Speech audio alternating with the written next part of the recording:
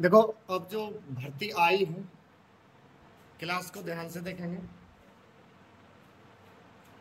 SSC steno, SSC steno grade CD 2023 ये भर्ती आई है।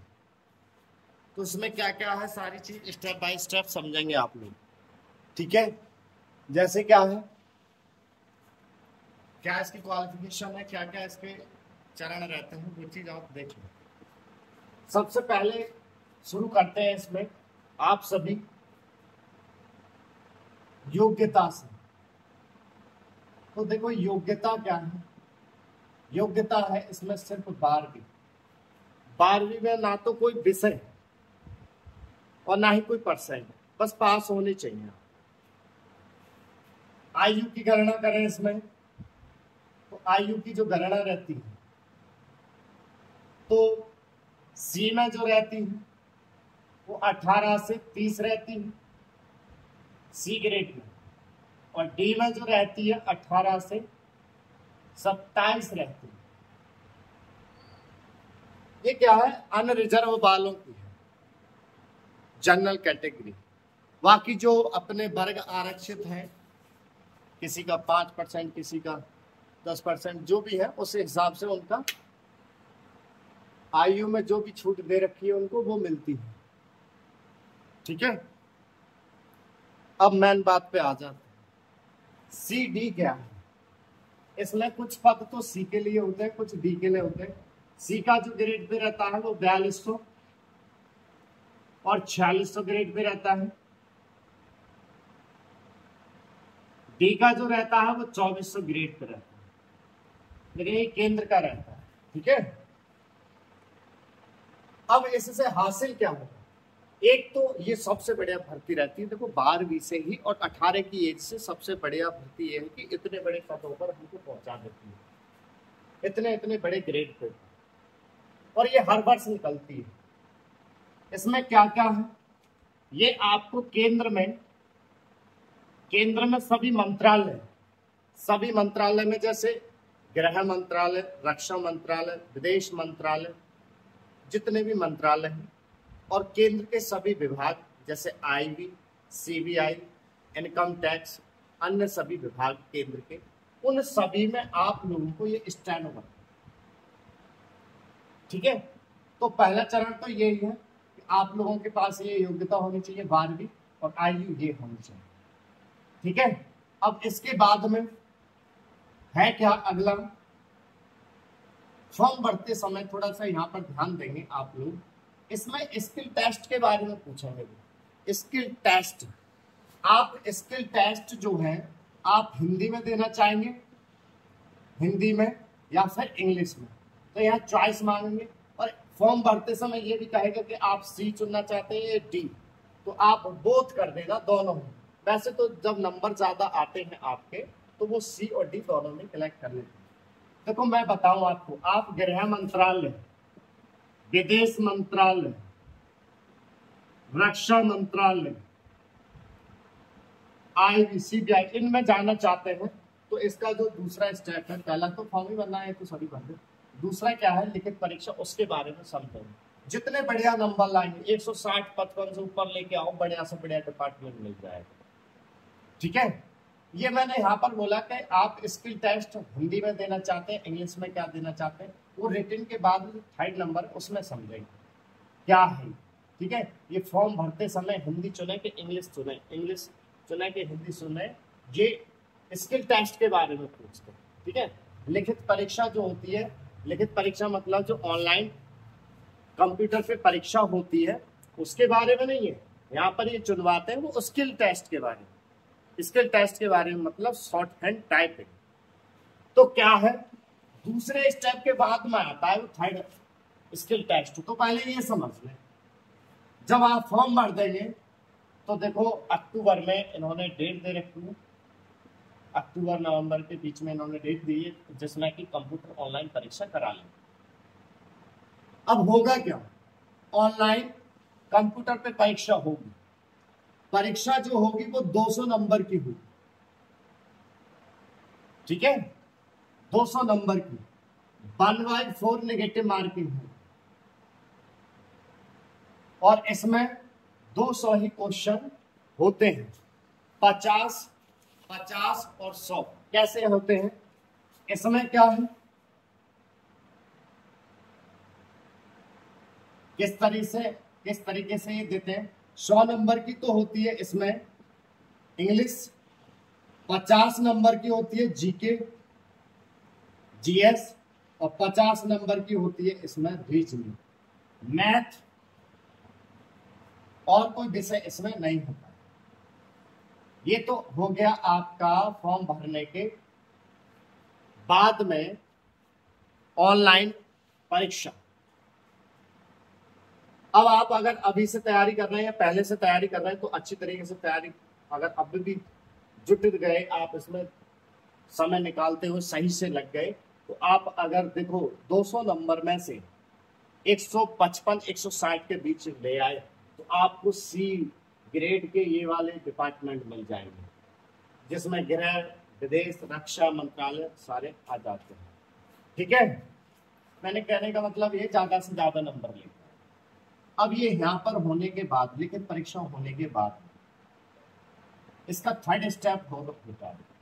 थर्ड स्टेप में क्या है, अब जो मैंने यहाँ हिंदी या इंग्लिश चुनवाया है ना, वो काम अब यहाँ पर होगा। जिस बच्चे ने यहाँ पर हिंदी चुनी है उसका टेस्ट हिंदी में होगा, जिसने इंग्लिश चुना है वो स्किल टेस्ट यहाँ पर इंग्लिश में होगा। ठीक है, अब क्या होगा वो देखिए। देखो होगा क्या, लिखित परीक्षा जो होती है, ऑनलाइन परीक्षा जो होती है, पेपर अलग अलग नहीं होते हैं, सी के अलग के डी के अलग, पेपर एक ही होगा। मेरिट जो है अलग अलग नंबरों पर रोक दी जाती है, पेपर एक ही। पेपर क्या है, जैसे क्या है, एक अनुमानित बता रहा हूं, जैसे कि 150 पे रोक दी सी की और डी की रोक दी उन्होंने 145 या 40 ऐसे करके, वो अनुमानित बता रहा हूँ। मतलब पेपर एक ही है, सी की ज्यादा नंबर पर रुक जाती है, डी की कम नंबर पर रुक जाती है। आप तो 200 नंबर की तैयारी करें, जितने ज्यादा नंबर लेके आएंगे उतना बढ़िया ग्रेड पे मिल जाएगा और उतना बढ़िया डिपार्टमेंट मिल जाएगा। सी में देखें, सी में क्या होगा, सी में पहले तो क्या है, मतलब सी में क्या, तीसरे नंबर पे क्या है, देखो सी और डी में अलग अलग काम है। जब आपका अच्छे नंबर आ गए तो आपका सी और डी दोनों में आएगा। सी की मेरिट क्रॉस कर दी तो आपका सी में भी है और डी में भी। लेकिन आप क्या है, डी की तो क्रॉस कर दी और सी की मेरिट तक नहीं आ पाए तो आपको डी में ही मिलेगा और डी के ही आपको काम करना होगा। लेकिन होगा क्या है, स्किल टेस्ट पे होगा क्या, यहाँ पर होगा आपका शॉर्ट हैंड और टाइपिंग। ये नहीं कि टाइपिंग का टेस्ट हो, टाइपिंग टेस्ट होता है शॉर्ट हैंड का, टाइपिंग द्वारा तो ट्रांसलेट कराया जाता है। ठीक है, अब जैसे क्या है, यहाँ पर किसी ने हिंदी चुना है तो यहाँ उसको जो स्किल टेस्ट है वो हिंदी में देना होगा। जहां जिसने भी इंग्लिश में चुना है तो यहाँ पर इंग्लिश में उसको स्किल टेस्ट देना होगा। ठीक है, तो क्या होगा, दोनों में ही पहली बात है तो 10 मिनट की डिक्टेशन होगी।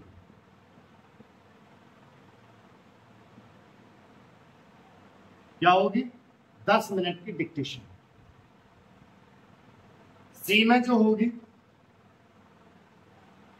100 वर्ड पर मिनट के हिसाब से बोली जाएगी और डी में 80 वर्ड पर मिनट के हिसाब से स्टोरी बोली जाएगी, डिक्टेशन बोली जाएगी इंग्लिश की। जब वो लोग, आप कहते हैं ना कि उसमें सर 50, 55, 60, वो क्या होता है लिखा हुआ, वो ट्रांसलेट वाला टाइम होता है। ये क्या है, स्पीड बोली जाएंगी इसमें इतनी, इसमें तो बोली जाएगी 10 मिनट की इंग्लिश की जो बोली जाएगी, जिसने इंग्लिश सुन के आए हैं वो 10 मिनट तक डिक्टेशन बोलेंगे, इंग्लिश में बोलेंगे, आपको शॉर्ट हैंड में लिखना है। जब आप लिख लेंगे, जिसने इंग्लिश में चॉइस कराया तो इसमें अगर नंबर है तो 100 की स्पीड से, इसमें 80 की स्पीड से। और जैसे ही आप शॉर्ट हैंड में लिख लेंगे, लिखने के बाद उसका ट्रांसलेट करना है। क्या करना है, ट्रांसलेट। तो ट्रांसलेट जो कराते हैं सी का, तो इसमें देते हैं अनुवाद का, जो टाइपिंग द्वारा करेंगे इसमें 40 मिनट देते हैं। कितना देते हैं वो, 40 मिनट। 40 मिनट में वो 1000 वर्ड ट्रांसलेट करना है। टाइपिंग द्वारा। और इसमें डी में जो देते हैं, तो डी में देते हैं आपके उसमें सिर्फ और सिर्फ 50 मिनट। कितने? 50 मिनट। ये इंग्लिश का बता रहा हूं, जिसने इंग्लिश का चुन के आए शॉर्ट हैंड उसको बोलेगी, इस सी में आ गया तो 100 की और 10 मिनट तक बोलेंगे, जिसमें कि वर्ड हो चुके आपके 1000 और इसमें हो जाएंगे 800। तो जो ट्रांसलेट करेंगे वो 40 मिनट में करना है इसमें, और ये 50 मिनट में करना है। ठीक है। अब जिसने यहां पर हिंदी चुना है, तो हिंदी में भी क्या है, सी वाले को 100 की स्पीड बोली जाएगी, 10 मिनट की ही बोली जाएगी, और यहां पर आपको 80 की स्पीड बोली जाएगी। अब आप उन्होंने मैटर बोला, आपने शॉर्ट हैंड में लिख लिया। शॉर्ट हैंड में लिखने के बाद उसका ट्रांसलेट करना। क्या करना है? ट्रांसलेट। अब ट्रांसलेट जो करना है वो टाइपिंग द्वारा करना है, यानी कि हाथ से। तो हाथ से ना करने के बजाय टाइप द्वारा करेंगे। तो टाइप द्वारा क्या है, हिंदी वाले में फॉन्ट देते हैं, फॉन्ट का चक्कर रहता है। तो फॉन्ट में क्या है, पहले तो जो देते थे मंगल के सीबीआई और इंस्क्रिप्ट ही देते थे। अब क्या कुर्ती भी देते हैं, कुर्ती देव भी ये दे देते हैं। तो फॉन्ट मिलेंगे आपको मंगल के, इंस्क्रिप्ट, सीबीआई और कुराती देव का मिलेगा 010, ये भी आपको मिल जाता है उसमें। पर टाइम कितना दिया गया ट्रांसलेट के लिए, टाइम जो क्या दिया जाएगा वो चीज समझ। तो वो ये है कि यहां पर तो देते हो 55 मिनट और यहां देते हो 65 मिनट। इतने मिनट में ट्रांसलेट करना होता है। देखो अब सुनने ध्यान से, फॉर्म आप भर देंगे, कोई दिक्कत ना है। वहां पर आपके ये एज है, ये आपकी आयु है, आपसे फॉर्म भर जाएगा। ये ग्रेड पे रहते हैं इन विभागों में कांस्टेंट हिंदू और राज्य। लेकिन यहाँ फॉर्म भरते समय एक बात ध्यान रखते हैं, एक तो सी और डी ग्रेड चुनवाते हैं, जिसको पता नहीं होता वो क्या कभी सी चुन देते हैं कभी डी चुन देते हैं, ऐसे करते हैं। लेकिन आप लोगों को बोथ चुनना। लेकिन अगर आप ना भी चुनते हैं तो नंबर ज्यादा है तो आपको फिर भी वो रख दें। अब यहाँ हिंदी और इंग्लिश चुनने का बड़ा है। अगर आपने यहाँ हिंदी चुन दी तो यहाँ आपके टेस्ट हिंदी में होंगे, स्किल टेस्ट जो शॉर्ट हैंड टाइपिंग है। अगर आपने इंग्लिश में चुना है तो यहाँ आपका जो टेस्ट होगा वो इंग्लिश में। समझ आ रहे हैं? दोनों में ही, चाहे आप सी की चाहे डी की डिक्टेशन लिख रहे हैं, दोनों में ही 10 मिनट की बोली जाती है। इंग्लिश की तो इंग्लिश की 100 की बोली जाती है, हिंदी की तो हिंदी की बोली जाती है 100 से। डी की इंग्लिश की तो इंग्लिश की 80 से, और हिंदी की तो हिंदी की भी 80 वर्ड से बोली जाती है। ये जो दिए हैं मैंने टाइम, ये जब आप शॉर्ट हैंड लिख लेते हैं, लिखने के बाद उसका जो ट्रांसलेट करना है उसका समय है। अब आप ये काम कर लिया, इसके बाद में आपका लिखित ये परीक्षा हो गई ऑनलाइन वाली, इसमें आपका अच्छा खासा नंबर आ गया तो फिर इसमें बुलाएंगे, और इसमें आपका जब नंबर आ गया तो फाइनल हो जाते हैं। फिर तो डीवी होता है, और डीवी तो क्या है, सबके डॉक्यूमेंट सही रहते हैं तो कोई दिक्कत आती नहीं है। और ये काम करने पर ही आप 3 स्टेप में, 3 गैजेट फॉर्म तो हमको कर लेता है, 1 स्टेप और 2 स्टेप इसके मैन रहते हैं। अब देखो 12वीं से ना कोई आयु ना परसेंटेज, नहीं आयु तो है 18 से 30 सी के लिए, और डी के लिए 18 से 27। मैं ये कहना चाह रहा हूँ ना तो कोई परसेंटेज ना ही कोई विषय, और इतनी एज से आप लोगों को देखो 46 ग्रेड पे मिल रही, 42 ग्रेड पे मिल रही, 24 ग्रेड पे मिल रही। इन सभी विभागों में मिल जाएगी आपको, मंत्रालय में मिल जाएगी आपके सारे सब, हर वर्ष निकलती है। इसकी तैयारी होनी चाहिए खूब बढ़िया वाली। अभी से करोगे, दिन रात एक कर दो, जितना कर दो, जितने बढ़िया नंबर उतना बढ़िया डिपार्टमेंट, उतना बड़ा ग्रेड। ठीक है, अब के साथ ठीक है, ये कर लेंगे। शॉर्ट हैंड में बड़ा घाट पड़ता है, शॉर्ट हैंड बताते हैं कई साल में आती है, सीख नहीं पाते थे। तो पहले से तैयारी कर रहे हैं उनकी तो स्पीड वगैरह होगी। और अब से भी अगर किसी ने शुरुआत करी किसी शॉर्ट हैंड टाइप, तो अब भी कर सकते हैं, क्योंकि इसका जो स्किल टेस्ट होगा वो लास्ट, मैं बता दूं आपको, रिटर्न होने के बाद में जनवरी फरवरी तक खींच लें। कहने का मतलब है अभी भी आपको 4-5 महीने हैं, 5-6 महीने आपको मिल जाएंगे। तो 5-6 महीने में आपने लगन से सीख ली, तो लगन से आप लोगों की ये स्पीड आपकी तैयार हो जाएगी। अब तो आप लोग क्या करें, अच्छा सा इंस्टीट्यूट आप देख के आसपास में इसकी तैयारी कर लें। ऑनलाइन है तो ऑनलाइन कर लें, और अगर आप यहाँ से करना चाहते हैं सेंटर से, तो यहाँ भी आपको ऑफलाइन, सबसे ज्यादा यहाँ पर ऑफलाइन बैच रहते हैं। क्या रहते हैं? ऑफलाइन। सुबह से लेकर शाम तक ऑफलाइन बैचों में ज्यादा बिजी रहते हैं। ऑनलाइन में क्या है, ऑनलाइन कर तो रहे हैं, ऑनलाइन में बहुत चीज बचाने को रह जाती है, तो अपनी दिक्कत रहती है। मेरा कहना है कि अगर जिसको बहुत ज्यादा परेशानी है वही ऑनलाइन करे, अन्यथा ऑफलाइन करे, इसकी तैयारी जल्दी तैयारी हो जाती है। ऑनलाइन में है कोर्स बहुत सस्ते दे रखे हैं यहाँ से,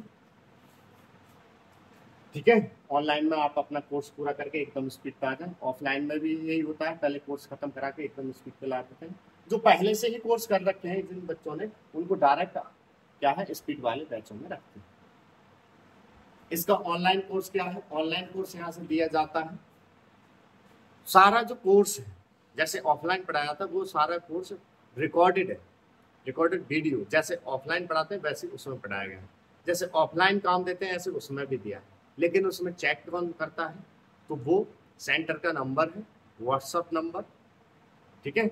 नंबर ऐसा रहता है 8273517090, उस पर आप मैसेज कर देंगे तो वो कोर्स आपको भेज दिया जाएगा। बहुत ही कम फीस है उसकी, और वो कोर्स करने के बाद जब आप कोर्स कर लेते हैं तो फिर स्टोरी डिक्टेशन लिखने के नियम बता दिए जाते हैं, फिर एकदम आप डिक्टेशन लिखना चालू कर देते हैं। फीस बहुत ही मिनिमम 350 रुपये पूरे कोर्स की रहेगी। ये भी नहीं है कि पहले फीस ले ली जाए, पहले आप पढ़ो उसको, कोर्स को 4-5 अभ्यास से पढ़ के देखो, ठीक है। अभ्यास पढ़ने के बाद जब आपको समझ में आवे कि हाँ हमको समझ में आ रहा है, तब वो पे करना होता है, ठीक है। समझा क्या?